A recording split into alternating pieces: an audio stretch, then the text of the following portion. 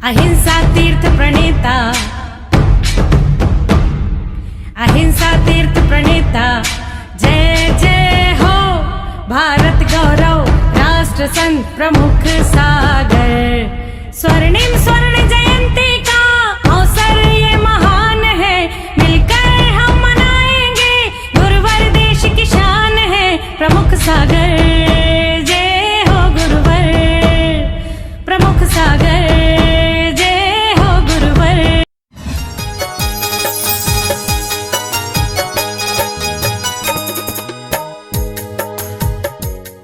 धर्म श्री भगवात्माओं, मांगतुंग स्वामी आज हमारे उस अंदर के दीप को जलाना चाहते हैं। आचार्य मांगतुंग स्वामी आज हमारे अंदर के अंधकार को हटाना चाहते हैं। आज हमारे आचार्य मांगतुंग स्वामी इस 16 नंबर के काव्य को अपनी उस स्तुति के माध्यम से हम सबको जगाना चाहते हैं कि जागो भाई।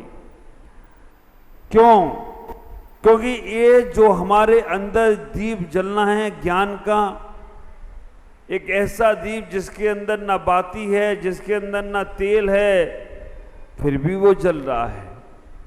अच्छा, मांगतुंग अपने उन शब्दों में क्या कहना चाहते हैं, एक बार उनका उच्चारण हम जरूर करें। जिन शब्दों के माध्यम से, जिन काव्यों के माध्यम से आचार्य मांगतुंग स्वामी ने तीर्थंकर आदिनाथ की स्तुति की है, वो काव्य भी महत्वपूर्ण है। एक बार मेरे बोलने को उपरांत सभी लोग बोलेंगे।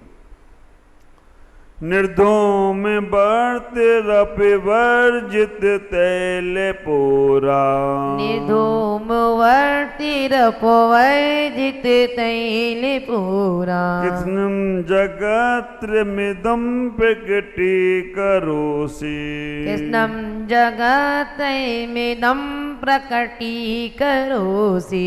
गम्यो न चारुमर्तं चलता चलाना, गम्यो न जातुमर्तां चलिता चलाना।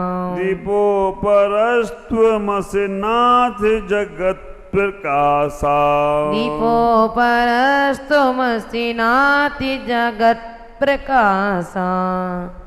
आचार्य मांगतुंग स्वामी यहाँ कह रहे हैं निर्धूम, धुआं से रहित, वर्तिर विवर्जित तेल पूरा, जहां दिया भी नहीं है, तेल भी नहीं है और बाती भी नहीं है। कृष्णम जगत्रयमिदं प्रकटी करोसि, समस्त जगत, तीन जगत के इदम यह प्रकटी करोसि, तीन जगत को प्रकाश कर रहा है ऐसा दीपक, जो जिसके पास ना बाती है, ना दिया है, ना उसके पास तेल है, फिर भी वो ऐसा दीपक है जो तीन लोग को प्रकाशित कर रहा है।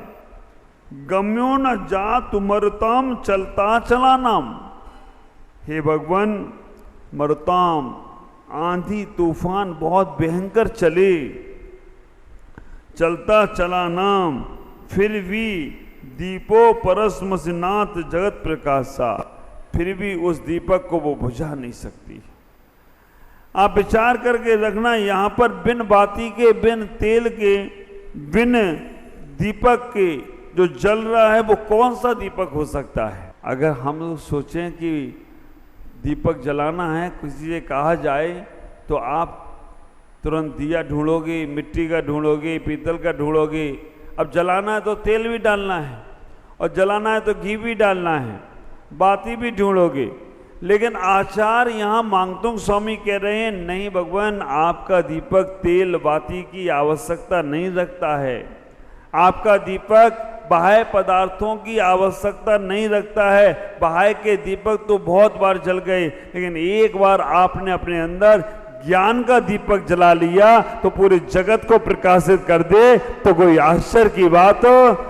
विचार करके रखना, ज्ञान का दीपक एक बार जला लेना है, पूरी जगत को प्रकाशित कर देता है। हम लोग मंगलाचरण बोलते हैं ना, तो अज्ञान तिमिधाना जान, ज्ञाना जन सलाह कया, चक्षु ऋण देने तस्मे श्री गुरुवे नमः। आप विचार करके रखना, आचार्य यहां कह रहे हैं ज्ञान का दीपक जलाओ। हमें तो आश्चर्य कभी कभी ये लगता है, जिनने ज्ञान का दीपक जला लिया, थोड़े ज़्यादा ज्ञानी बन गए, उनने मंदिर का दीपक बुझा दिया, वो टॉर्च से आरती करने लग गए। अब उनको कहा था ज्ञान का दीपक जलाओ कल्याण के लिए, उनने कहा इसका अर्थ ही निकाल लिया कि ज्ञान का दीपक जला लिया, अब बाहर का दीपक बुझा दिया। बारी तुम्हारी बुद्धि। आप विचार करके रखना, हमें परमात्मा की आरती उतारना है तो बाहर का दीपक की आवश्यकता पड़ेगी, टॉर्च से आरती नहीं उतरती है। आपको कैसा लगता होगा टॉर्च से आरती उतारना?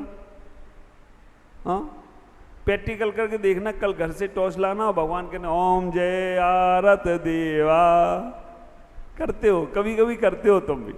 कब करते हो?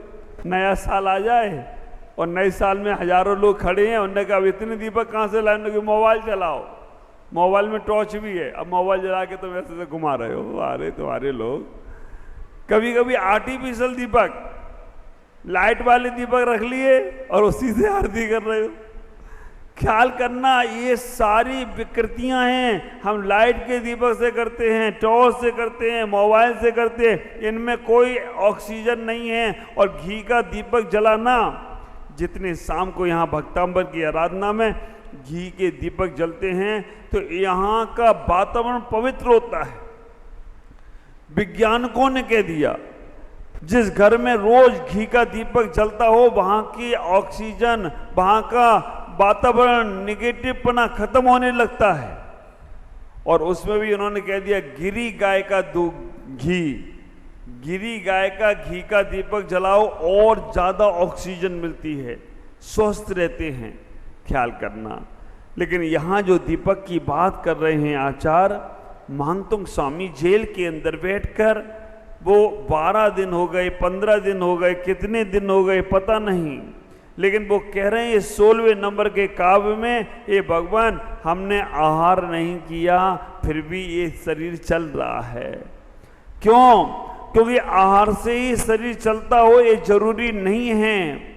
बिना दीप और बाती के आपका ज्ञान का दीप जल सकता है, तो बिना आहार के आपकी भक्ति के कारण से मेरा इस शरीर भी चलता रहे तो कोई आश्चर्य की बात नहीं है। शरीर में कुछ भी नहीं गया। हमारा जैन आगम, हमारा जैन सिद्धांत को वो दर्शा रहे हैं। हमारे जीवन में इतना ही विचार करके रखना, एक दीपक जरूर जलाना। आप सम्यक तपस्या का दीपक जल जाए तो इच्छाओं का अंधकार समाप्त हो जाता है।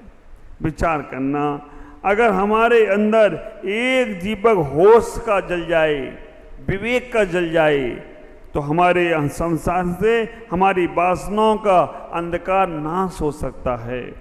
आचार्य कह रहे हैं स्वयं का बोध का दीपक जल जाए तो तर्कों का अंधकार नाश हो सकता है।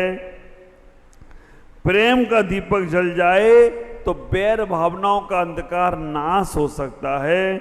और मृत्यु का बोध हो जाए तो संसार के भोगों का अंधकार अपने आप नाश होने लगे तो कोई आश्चर्य की बात नहीं होगी। एक दीपक जलाओ, ऐसा दीपक आपको जलाना ही पड़ेगा। कहते हैं ना, जो समा रोशन वह समा क्या बुझेगी जिसे रोशन खुदा करे। और वह आदमी क्या जीवन में मुरझाएगा जिसके जीवन में ज्ञान का दीपक जल गया, ज्ञान का प्रकाश होने लग गया।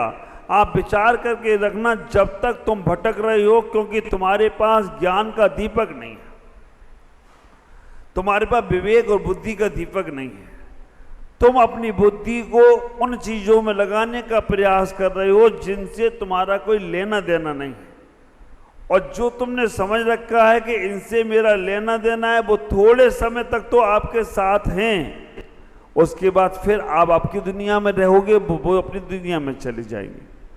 हमारे अंदर सम्यक ज्ञान का दीपक जले। आचार्य मांगतुंग स्वामी इस 12वें नंबर के काव्य में कह रहे हैं, वो राजा भोज, कवि कालिदास, कटघरे में हमें डाल दिया, आहार भी नहीं हो रहा है, तब कितनी भी तकलीफें हैं, लेकिन भगवान फिर भी हमें फर्क नहीं पड़ता है। क्यों? क्योंकि ये भगवान, जब ज्ञान का दीपक जलता है तो उसमें दीप में तेल और बाती की आवश्यकता नहीं है। उसी प्रकार से जब अंदर के परमात्मा का जागरण होता है तो इस शरीर को हमें कुछ देने की आवश्यकता नहीं है। एक बात बचाओ, उपवास करना अच्छा है या खराब? पर्यूषण में करोगे? हाँ, एक दो तो कर ही लोगे।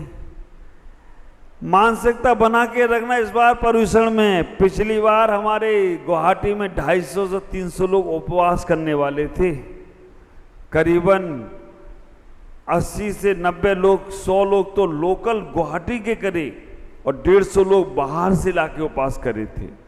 एक बार मन बना लेना, मन तुम बना लेना, उपवास करवा मैं पूरा दूंगा, आप उसकी चिंता नहीं करना, बस मन आपको बनाना है। बहुत इस शरीर को हमने खिला लिया, पिला लिया, लेकिन हम इस शरीर को बिना तेल बाती के भी जला सकते हैं।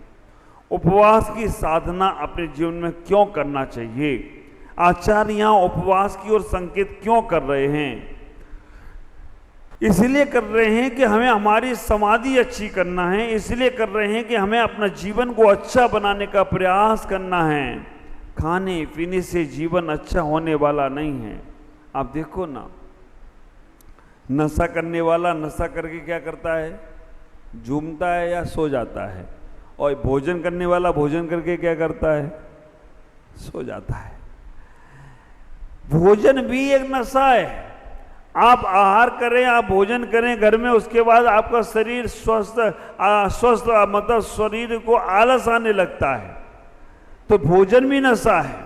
उस भोजन से जितना बच सको उतना अपने जीवन को संभाल सकते हो। अपना ये तन मिला है, इसको, शरीर को तपस्या में लगाने का प्रयास करो।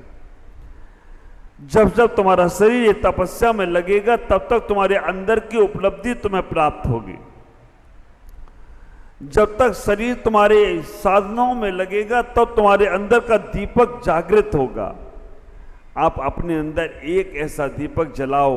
विचार करना, सूर्य ने एक बार पूछ लिया पूरी सृष्टि से, मैं जब अस्ता और चल की ओर चला जाऊंगा तो मेरी कमी कौन पूरी करेगा? देवताओं ने कहा मेरे पास इतना समर्थ नहीं है। मनुष्यों ने कहा मेरे पास भी समर्थ नहीं है कि सूर्य जितना प्रकाश मैं दुनिया को दे पाऊं। जानवरों ने भी मना कर दिया।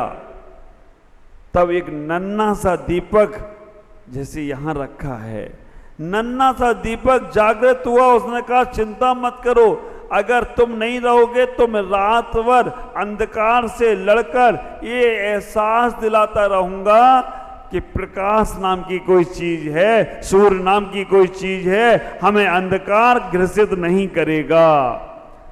उस नन्हे से दीपक ने इतनी बड़ी चेतावनी, इतनी बड़ी चुनौती स्वीकार कर ली। तो मैं आपसे भी कहता हूं, पंचम काल रूपी अंधकार, छठम काल रूपी अंधकार आए, वो तुम्हें ग्रसित करेगा, आएगा ही आएगा, उसका तो नियम है। पंचम काल और विषम परिस्थितियां आने वाली हैं। छठा काल आएगा तो धर्म ध्यान दूर, तुम एक दूसरे के बारे में अच्छा भी नहीं सोच पाओगे। अभी तो कम से कम थोड़ा सा अपने परिवार वालों के बारे में, या जो तुम्हारी बात मान ले उसके बारे में अच्छा सोच तो लेते हो। आगे ऐसी परिस्थिति आएंगी कि तुम किसी के बारे में अच्छा सोच नहीं सकते हो। वो अंधकार तुम्हारे पास आए उसके पहले एक धर्म ध्यान रूपी दीपक जला लेना। वो अंधकार से लड़ने की ताकत मिलती रहे तो कोई आश्चर्य की बात नहीं होगी। ये बात का ख्याल करना, अपने जीवन को समझने का प्रयास करना। ये तुम्हारा जीवन व्यर्थ नहीं मिला है, ये तुम्हारा जीवन परमात्मा के लिए मिला है। और अगर तुमने इस जीवन में अगर अपना एक सम्यक ज्ञान रूपी दीपक नहीं जलाया, वो भगवान का दीपक, ख्याल करो, ऐसा ज्ञान का दीपक जो एक जन्म को नहीं दिखा रहा है, कई जन्मों को दिखा रहा है। और ऐसा भगवान का दीपक की कह रहे ना यहाँ पर, मरुता ऐसी हवा तूफान आंधी जो पर्वतों को हिला दे, वो भी उस ज्ञान रूपी दीपक को हिला नहीं पा रही है, भगवान के दीपक को बुझा नहीं पा रही है। ख्याल करना, आपका श्रद्धा का दीपक एक बार जल गया ना, ज्ञान का दीपक अंदर से जल गया ना, कितनी भी आंधी और तूफान, मतलब कितनी भी परिस्थितियां खराब हो जाएं, कितनी भी प्रतिकूल वातावरण बन जाए, लेकिन एक बार ज्ञान का दीपक जल गया तो प्रतिकूल वातावरण में बुझने वाला नहीं है। अगर आप देव सद्गुरु के सच्चे भक्त हैं, अगर आप अपने संयम को सच्चे से पालन करते हैं, तो आप विचार करके रखना, प्रतिकूल अवस्थाओं में भी आपका मन चलायमान नहीं होगा। अनुकूल वातावरण में तो सब अपने होते हैं, लेकिन जब प्रतिकूल वातावरण बने, जब मेरा शरीर भी साथ नहीं दे रहा हो, तब तुम्हारे मन में देव शास्त्र गुरु के प्रति क्या भावनाएं आ रही हैं। जब तुम्हारा मंदिर जाने से भी कोई काम नहीं बनता हो, तब तुम्हारे मन में क्या भावना आ रही है। आप विचार करके रखना, जब तुम गुरुओं को नमस्कार करते हो और गुरु तुम्हें पूछ भी नहीं पा रहे हैं, तब तुम्हारे मन में क्या भावना आ रही है। हाँ, तुम गए, गुरु ने हाथ उठाया, पूछ लिया तो गुरु बहुत अच्छे, और गुरु ने देखा ही नहीं तो हाँ, अपने अपने वालों को देखते हैं। एक मिनट में तुम्हारा मन ऐसा हो जाता है, पड़गाने खड़े हो और महाराज पड़क गए बगल वाले पे, हाँ इन्हीं के पास जाएंगे, हमारे पास आएंगे क्यों। हमें तो कई बार आश्चर्य लगता है कि अपना बच्चा पास हो, मेहनत से पास हुआ, और पड़ोसी का पास हो, नकल करके पास हुआ होगा, ले दे के। तुम्हारी बुद्धि कहाँ चली जाती है। हम अपनी बुद्धि को, अपने दीपक को, स्वयं को जलाएं, क्योंकि कर्म सिद्धांत हमसे इतना ही कहने का प्रयास करता है कि अपो दीपो भवो, अपना दीपक खुद बनो, अपनी बुद्धि को खुद पे नहीं करने का प्रयास करो। आचार्य मांगतुंग स्वामी यहाँ पर अपने ज्ञान के दीपक को जलाने की बात कर रहे हैं, और जब तुम्हारे पास ज्ञान का दीपक आएगा सच्ची में श्रद्धा के साथ, तो कभी भी आप दुखी नहीं रहोगे, क्योंकि दुख के अंधकार को हटाने के लिए ज्ञान रूपी दीपक को जलाने का प्रयास करो, जलाने का प्रयास करो। भक्तांबर का विधान चल रहा है। 16वें नंबर के काव्य में आचार्य कह रहे हैं, हे भगवान, आपकी अग्नि जलती है, उसमें धुआं नहीं होता, धुआं रहित। ख्याल करके रखना, धुआं रहित क्यों है? क्योंकि वहां पर कोई राग द्वेष नहीं है।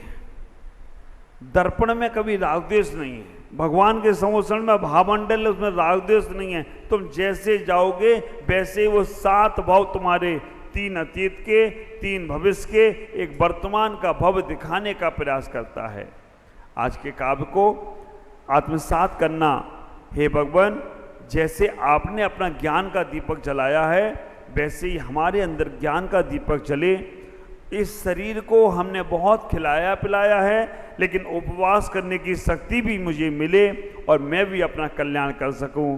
आप उस कारागृह में बैठे हो और मैं चतुर्गति के कारागृह में बैठा हूं। आप वहां से निकलने का प्रयास है, हमारा इस चतुर्गति से निकलने का प्रयास सार्थक हो जाए, तभी हमारी सफलता होगी। इसी बात को लेकर आचार्य मानतुंग स्वामी इस काव्य को कह रहे हैं। ओम नमः, जय गुरुदेव।